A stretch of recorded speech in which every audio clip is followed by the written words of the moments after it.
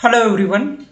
आज आपण ब्रिज कोर्सच्या अंतर्गत इयत्ता 8वी विषय विज्ञान यावर आधारित कृतीपत्रिका क्रमांक 12 ही समजून घेणार आहोत. त्याचबरोबर या कृतीपत्रिकेवर आधारित जो काही सराव संच आहे तो या व्हिडिओच्या माध्यमातून सोडवून घेणार आहोत.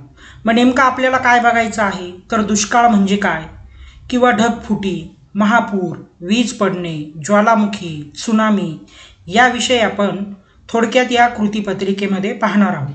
मग नेमकं दुष्काळ म्हणजे काय तर बघा, अन्नधान्याच्या व पाण्याच्या तीव्र तुटवड्यामुळे जी काही परिस्थिती निर्माण होत असते त्याला दुष्काळ म्हणत असतात.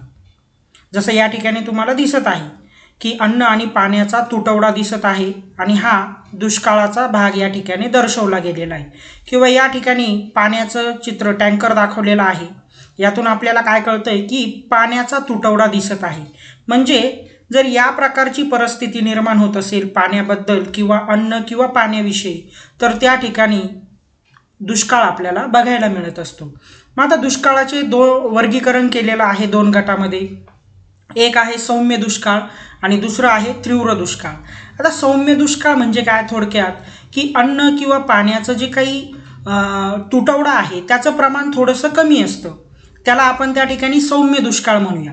परंतु तीव्र दुष्काळ म्हणजे काय, अन्नधान्याचा आणि पाण्याचा तुटवडा सुद्धा तेवढ्याच मोठ्या जास्त प्रमाणात तीव्रतेमध्ये असणार आहे, मग त्याला आपण तीव्र दुष्काळ म्हणणार आहोत. मग आता दुष्काळाचे कारण आपण या ठिकाणी बघूया. नैसर्गिक कारण आणि मानवी कारणं दुष्काळाचे पाहणार आहोत. मग आता नैसर्गिक कारणं कोणती आहेत, मग अवर्षण, अतिवृष्टी, पुरात पीक वाहून जाणं, पिकांचं नुकसान होणं किंवा पर्यावरणातील बदल, तापमानातील बदल, वादळे, थंड हवा, धुके, प्राण्यांकडून होणारा पिकांचा नाश, पिकांवर पडणारी कीड, रोग, टोळधाड, उंदीर, घुशी, भूकंप या सगळी जी काही कारणं आहेत ही दुष्काळाची कारणं आहेत आणि ही नैसर्गिक कारणं आहेत. आणि ही कारणं जेव्हा जेव्हा बघायला मिळतात त्या वेळेला आपल्याला दुष्काळाशी सामना करावा लागत असतो. त्यानंतर मानवी कारणं बघा, युद्ध असेल, अंतर्गत अशांतता असेल, वाहतुकीच्या मार्गाचा अभाव असेल, लोकसंख्येचे बेसुमार वाढ या कारणाने सुद्धा दुष्काळ बघायला मिळत असतो. मग ही दुष्काळाची कारणं आपल्याला लक्षात ठेवायची आहेत. दुष्काळ म्हणजे काय आपण थोडक्यात बघितलेलंच आहे. आता या ठिकाणी थोडा विचार करा म्हटलेले, वरील दुष्काळाची कारणे विचारात घेऊन त्यांची तीव्रता कमी करण्याचे उपाय सुचवा.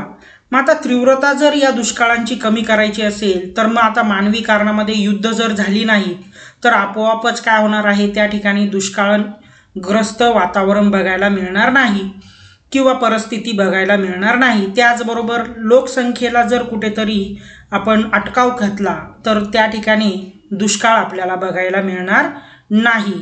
किंवा त्याचबरोबर बघा की पूर असेल, पुरात पिके वाहून जाणं, या ठिकाणी जो काही पूरग्रस्त भाग असेल तर शेती जी आहे ती थोडीशी आपण इतर उंच ठिकाणी जर केली, असा पर्याय जर वापरला तर कुठेतरी आपण अतिवृष्टी म्हणा किंवा पुरात जे काही पीक वाहून जातं त्याला कुठेतरी अटकाव घालू शकतो. मग असे छोटे छोटे जर आपण उपाय करण्याचा प्रयत्न केला तर याला आपण थांबवू शकतो. पण पूर्णतः याला थांबवणं शक्य नाही आहे, हे आपल्या सर्वांनाच माहिती आहे, पण आपण प्रयत्न करू शकतो. त्यानंतर पुढे बघा की ढगफुटी म्हणजे काय तर बघा, ढगफुटी म्हणजे काय होतं की अतिशय लहान भागामध्ये सुमारे 100 मिलीमीटर प्रति तास किंवा त्यापेक्षा अधिक जर पाऊस पडला तर त्याला ढगफुटी म्हणतात. मग एखाद्या छोट्याशा परिसरामध्ये किंवा परिस्थितीमध्ये अचानक जर एका तासामध्ये 100 मिलीमीटरपेक्षा जर जास्त पाऊस झाला तर त्याला आपण ढगफुटी म्हणतो. मग ढगफुटीचं जर उदाहरण आपण बघितलं तर लडाखमधील लेह येथे सुद्धा ढगफुटी झालेली आहे किंवा उत्तराखंडमध्ये बघा ढगफुटी झालेली आहे. तेवढ्या त्या परिसरामध्ये अचानक एका तासामध्ये 100 मिलीमीटरपेक्षा जास्त प्रति तासाने वेगाने पाऊस झालेला त्या ठिकाणी बघायला मिळाला आणि त्यालाच आपण काय म्हणतो, ढगफुटी म्हणत असतो. हे थोडक्यात तुम्हाला लक्षात ठेवायचं आहे की सर्वसाधारण पाऊस आणि ढगफुटीमध्ये काय फरक असतो की जो काही प्रति तास पाऊस आहे ढगफुटीमध्ये 100 मिलीमीटरपेक्षा जास्त असतो. मग जसं तुम्हाला माहिती आहे का, मग 6 ऑगस्ट 2010 रोजी अशी ढगफुटी लडाखमधील लेह येथे झाली होती. 26 जुलै 2005 रोजी मुंबईमध्ये झालेली ढगफुटी घटनेत त्या दिवशी 8 ते 10 तासामध्ये सुमारे 950 मिलीमीटर म्हणजे 37 इंच इतका पाऊस पडला होता आणि संपूर्ण मुंबई जलमय झाली होती. उत्तराखंडमध्ये असाच प्रकार झालेला होता की त्या एका तासामध्ये जवळपास 500 ते 600 मिलीमीटर पाऊस झालेला होता आणि त्यामुळे सर्व त्या ठिकाणची परिस्थिती ही जलमय बघायला मिळाली. मग या ढगफुटीमुळे जीवितहानी होते, त्याचबरोबर आर्थिक हानी होते, सामाजिक हानी, अशा बऱ्याच प्रकारच्या समस्यांना तोंड द्यावं लागत असतं. त्यानंतर पुढे बघूया की महापूर. मग आता सांगा पाहू, महापुरापासून आपलं संरक्षण करण्यासाठी तुम्ही कोणते उपाय सुचवाल? बघा, मग आता या ठिकाणी महापुराचं चित्र आपल्याला बघायला मिळत आहे की जास्त प्रमाणात पाऊस झाल्यामुळे त्या ठिकाणी नदीचे जे पात्र असतात, त्याच्या ज्या कडा असतात त्या ओसंडून वाहू लागतात आणि महापूर बघायला मिळत असतो. मग महापुराच्या टायमात आपण काय केलं पाहिजे? संरक्षणात्मक उपाय, नदीच्या काठी न राहता आपण कुठल्या तरी उंच भागावरती जाऊन राहायला पाहिजे. मग अशा प्रकारे आपण संरक्षण करू शकतोय, बरोबर, म्हणजे उंच ठिकाणी आपण थांबलं पाहिजे. आता वीज पडणे बघा, मग आता वीज पडणे यामध्ये की विजा ज्या आहेत त्या जमिनीवर पडत नाही, बरोबर. मग 95% विजा आकाशातच असतात, फक्त 5% विजा जमिनीपर्यंत पोहोचत असतात. मग यामध्ये जे काही ढग असतात आणि जमीन असते यांच्यामध्ये जे काही धन ऋण प्रभार असतो, त्या धन ऋण प्रभारांच्या आकर्षणामुळे वीज ही काय होत असते? जमिनीकडे खेचली जात असते.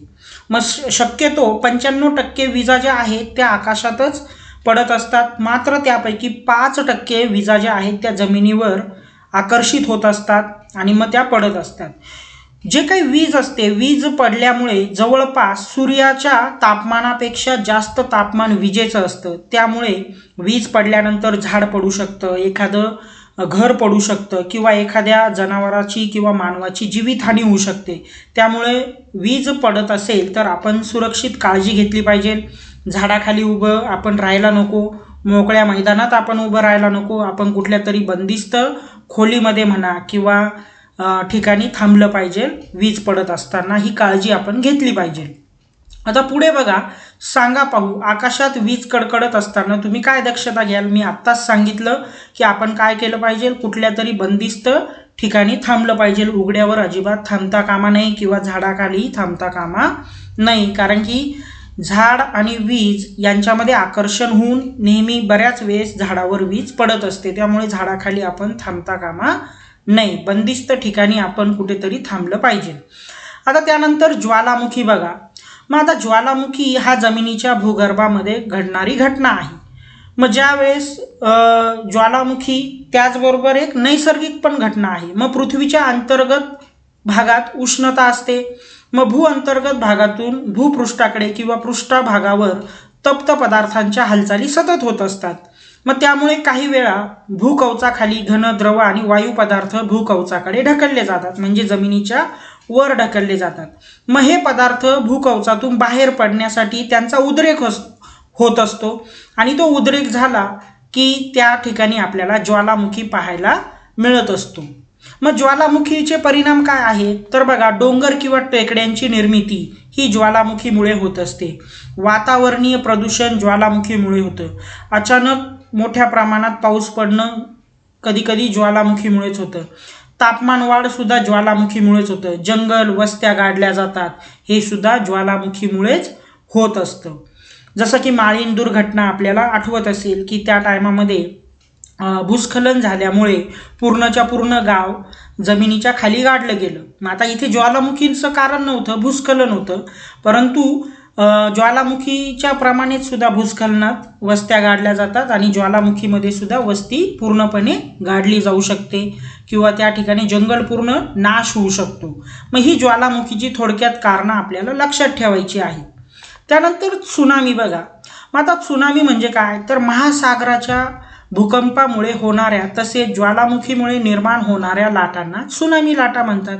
मग समुद्रामध्ये जर एखाद्या वेळेस अचानक काय झालं, भूकंप झाला किंवा त्या ठिकाणी ज्वालामुखी जर फुटला तर त्यावेळेस जो काही समुद्राचा भाग आहे तो थोडा उंचावला जातो आणि त्या ठिकाणी त्या समुद्रामध्ये असंख्य मोठ्या उंच उंच लाटा निर्माण होत असतात आणि त्या समुद्राच्या कडेला वाहतात. याला सुनामी म्हणतात. सुनामीचा अर्थ काय आहे? किनाऱ्यावर येऊन धडकणारी पाण्याची मोठी लाट. जसं काही वर्षांपूर्वी श्रीलंकेच्या भागामध्ये सुनामी झाल्यानंतर मोठ्या प्रमाणामध्ये त्या ठिकाणी जीवितहानी झालेली होती किंवा आर्थिक हानी बघायला मिळालेली होती सुनामीमुळे. अक्षरशः 30-30 फूट किंवा त्याहीपेक्षा जास्त 3-3, 5-5 मजली इमारतीपर्यंतच्या लाटा निर्माण होत असतात आणि ह्या किती भयानक असतील याचा आपण विचार करू शकत नाही. मग सुनामीसुद्धा एक नैसर्गिकच काय आहे? आपत्ती आहे, हे आपल्याला लक्षात ठेवायचं आहे. जसं या ठिकाणी सुनामीचे काही विघातक परिणाम दिलेले आहेत.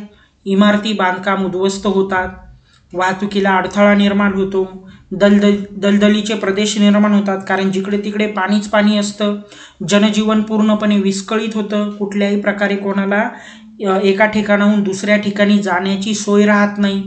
किनाऱ्यावरील होड्या व जहाजांची हानी होते. मोठ्या प्रमाणावर भूस्खलन होतं. आत्ताच आपण पाहिलं की माळीण गाव अशाच भूस्खलनामध्ये गाडलं गेलेलं आहे.